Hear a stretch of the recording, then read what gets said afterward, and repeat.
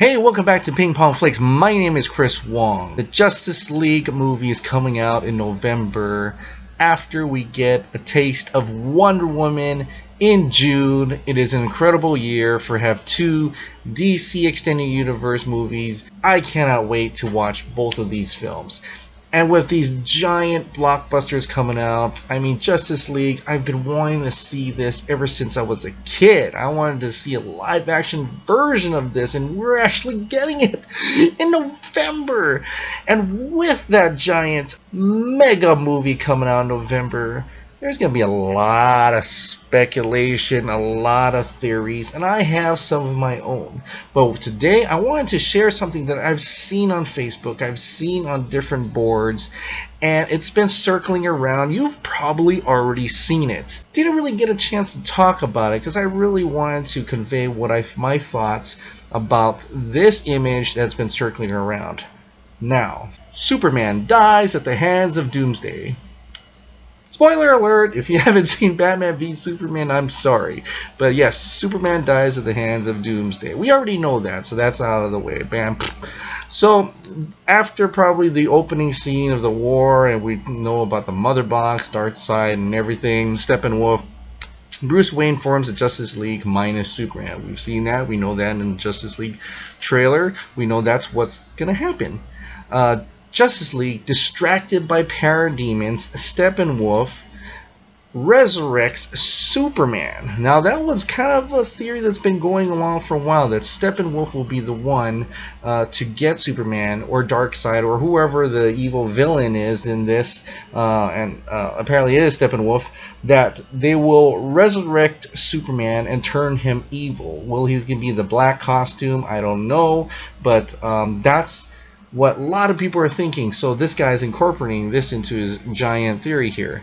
Superman kills Lois Lane, like out of the park. Like, just a lot of people have said that Lois Lane might not make it through this series, and they've had thoughts about that before, when during Batman v Superman, even in Man of Steel at certain points. So not surprised Superman kills Lois Lane. He kind of did that in an Injustice, where Joker made him think that Lois Lane was Doomsday, and he actually kills Lois Lane, who was also pregnant with his kid.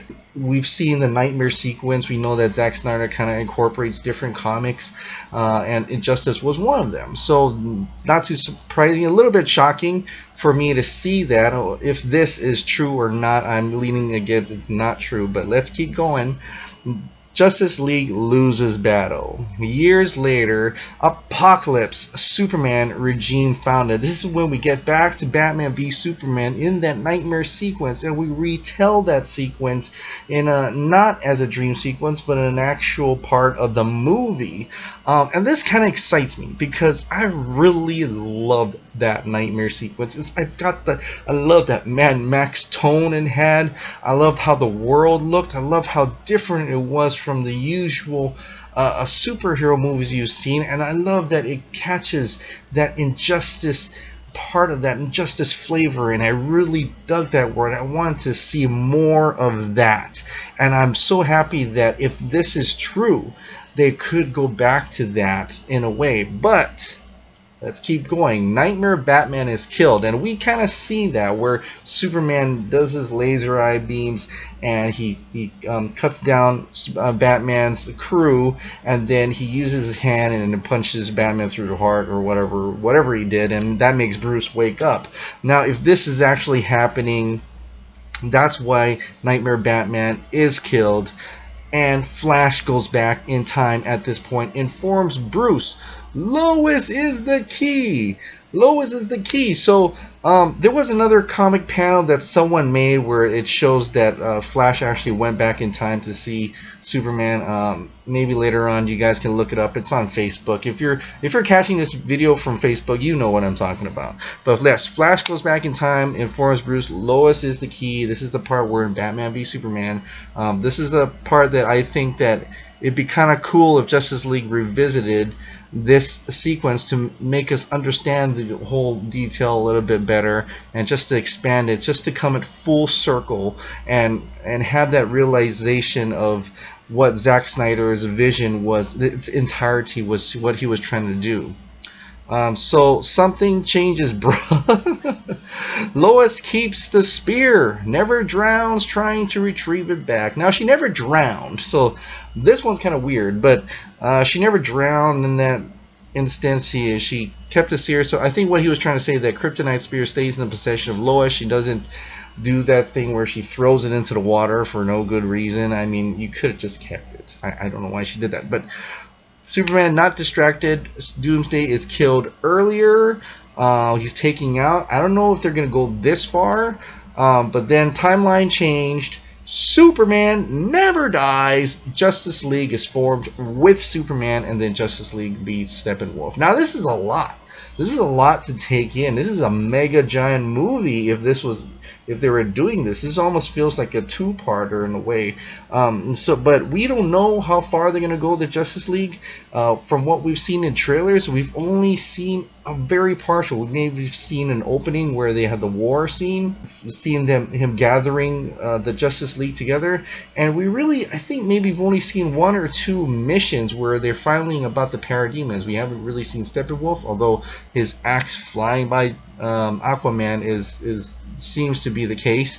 So we don't know what is actually happening in this movie, but it's an interesting thing to know that fans are speculating in great detail. For the most part, I actually kind of dig it. I actually kind of wouldn't mind if this actually happened from this fan's point of view. I do have issues with it going that much into detail, going back to Batman v Superman, revisiting that as maybe just some snippets to it, and get back to the Justice League story, because I think a lot of people don't want to revisit that again.